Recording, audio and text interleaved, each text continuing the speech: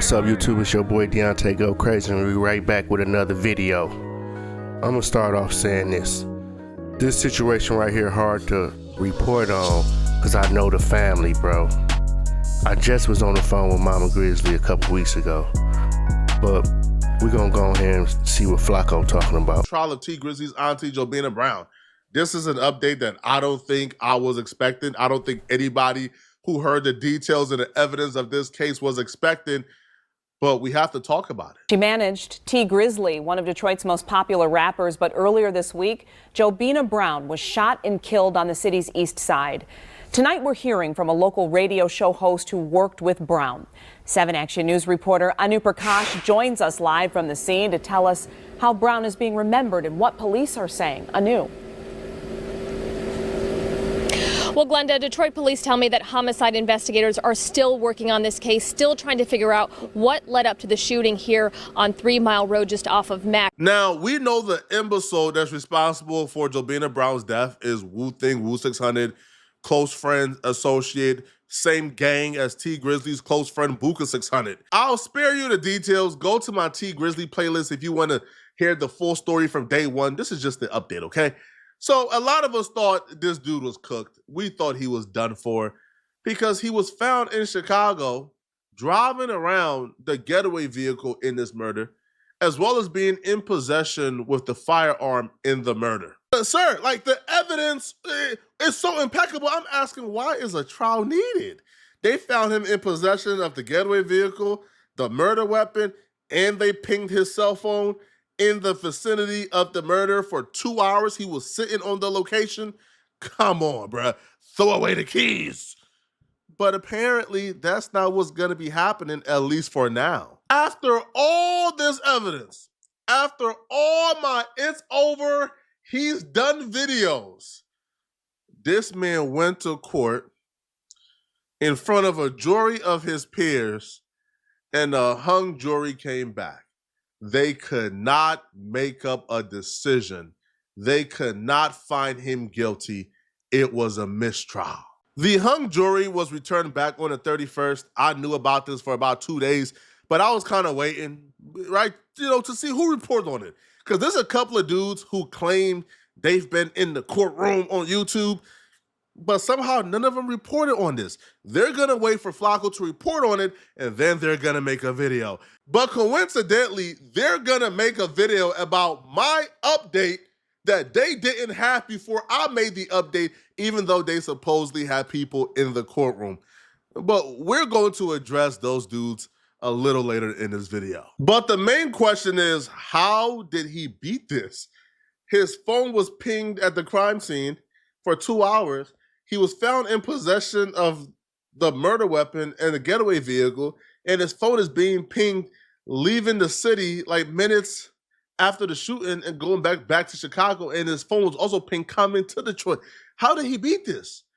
So first off, he tried to get the cell phone evidence thrown out. He claims the cell phone is in somebody else's name. It's not my phone. However, the number that belongs to that phone is a number that he is known to use. So he couldn't get it thrown out. It didn't get thrown out. The evidence actually stayed, which to me, I thought was going to be the deciding factor on this case.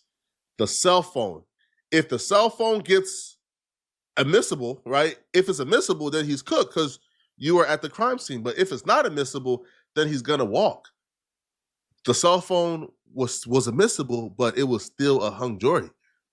Here's how I don't want to say beat it, because trial is resuming. Well, the pre-trial hearing is resuming August 15th. The judge told this dude that he'll be able to attend the pre-trial and the trial via Zoom.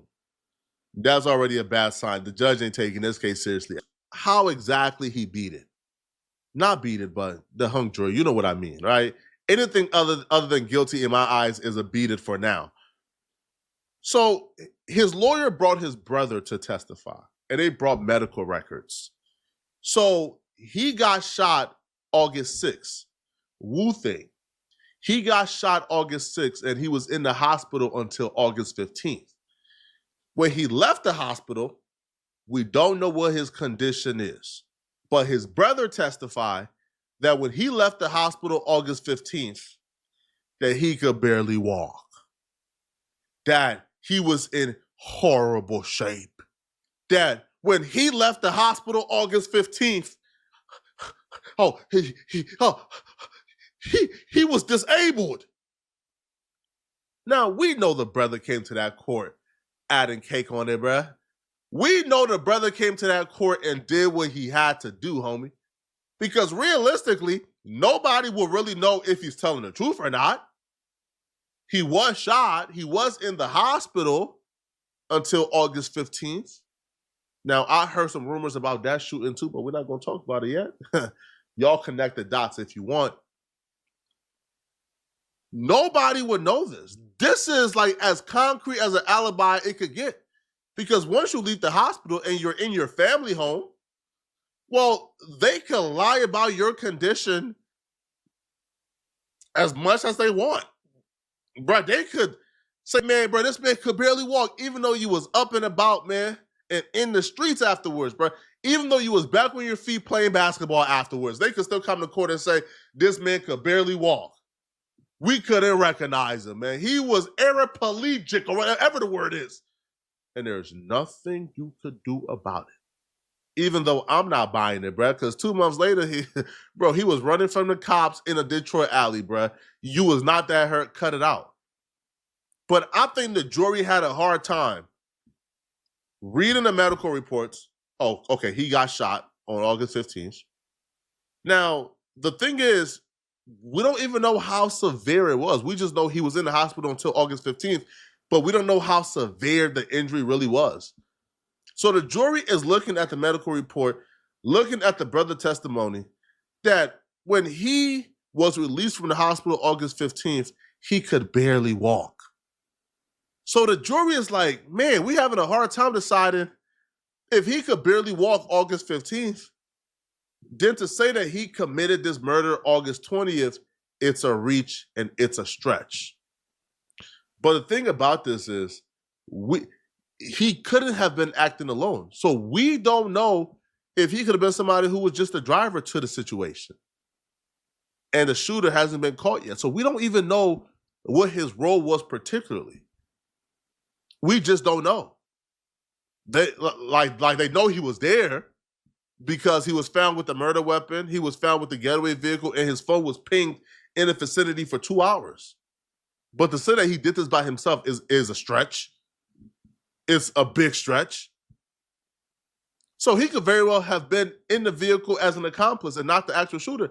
But the jury just had a tough time, bruh, convicting this man after the medical reports and his brother testified he could barely walk on August 15th. So to say that he conducted a murder on August 20th, they just couldn't do it. It came back as a hung jury. So some people believed he was guilty. Some didn't believe he was guilty. Now, it was also revealed in court today that Jobina Brown had a life insurance policy on her. Now, I don't have the full transcripts, so I'm not going to tell y'all just yet. I was told who was the beneficiary, but I'm not going to tell y'all just yet until I get the full transcript. But somebody in court told me, part of the family, Jobina Brown had a life insurance policy on her. Now, this person told me that nobody from her family got a dime from that life insurance policy. Nobody from her family got a dime from that life insurance policy. So, hey, y'all make with those statements what you may, if you get my drift. But I'm not ready to put my name to that yet until I get the full transcripts and see the black and white. Now, the trial is restarting August 15th. Now, a mistrial don't automatically mean you about to get off. Honestly, a mistrial is probably the worst case scenario for him because now the prosecutors got more time to investigate the hospital claim. Now they got more time to investigate, where was he shot at? Cool. Surveillance footage for when he left the hospital. Who treated him? What was his condition? Now the prosecutors could prepare more now because they know what your defense is going to be. So it's going to be a little tougher for him the next go round. But the fact that they're having another trial pre-trial starts August 15th. Jury selection is August 15th. The trial ended July 31st. 15 days? To put that in comparison, bro, A.J. Armstrong, who has been accused of killing 2 of his parents, I think he had like 2 mistrials. And each trial was like a year or 2 apart. Y.W. Melly, he had a mistrial. It's going on 2 years. Y.W. Melly is not back on trial yet. So to have another trial within 15 days, oh, nah. Bruh. All right, if you come on YouTube to get news, be careful because many of these people are making stuff up to get views. So one guy that's making a lot of stories about the Tee Grizzley case and keeps reiterating how he's talking to people in the court and he knows people that are part of the case, is giving some bad info. So he's said Jermaine Weeden, possibly known as 600 Wu-Thang, has made a statement that Tee Grizzley paid him to do the hit. That's not true. A lot of people sent me that video saying, yo, this dude is sneak dissing you. I don't know who he is. I've never watched this content. I don't know who he is. And he claims he had people in the courtroom, which is all cap, bro. Cap. It's just not true, bro. People Yo, there's in Detroit a know reason who why he is. I'm going to Detroit to actually do a full-on interview with people in Jobina Brown's family. I'm doing that. I'm going to Detroit. You know why? Why I have access like that, bro?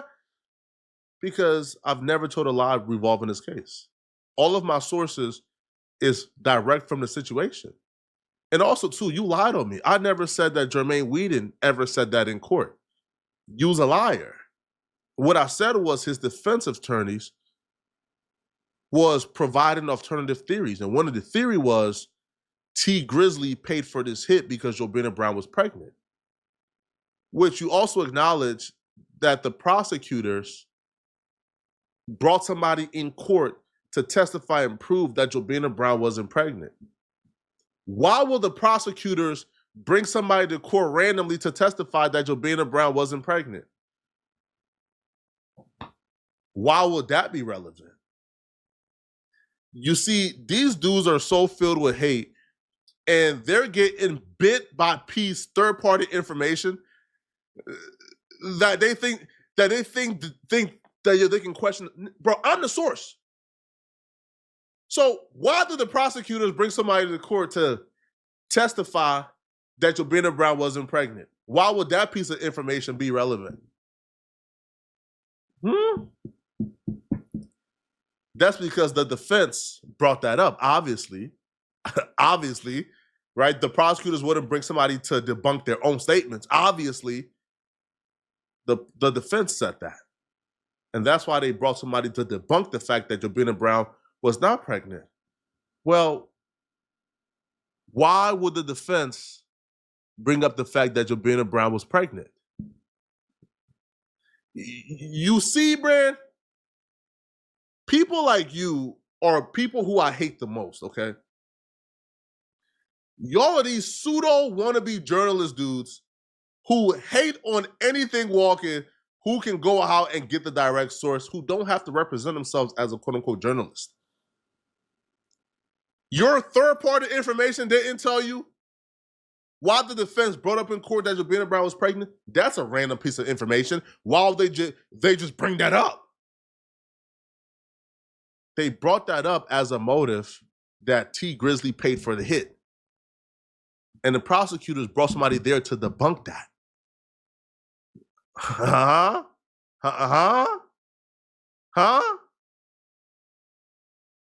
Yo, and I never understood you dudes, man. And there's a reason why I waited 2 days to even make this video about the hung jury. Because I wanted to see Mr. I got sources in the courtroom. I wanted to see you report about the mistrial, about the hung jury. I waited 2 days. And there's a reason why your next video on this situation is gonna be a review of my information in this video. You're gonna pop out probably tomorrow or tonight if you're shameless enough. Hey, my sources say it was a hung jury. Wait, pause, you mean Poetic Flacco? Yo, listen, man, I mind my business. I don't bother none of y'all. I make my videos. I'm never, ever gonna react or report on something that you do because I don't care. And right, like I don't care to address you. But for some reason, you older cats are bitter and y'all are haters, and I don't understand why. Minding my business. Nothing I said was false. Nothing I said was untrue. Everything I said came directly from the family and is gonna be proven. Hey, man. Where was your sources, bro? It's been 2 days. Where's your hung jury video at?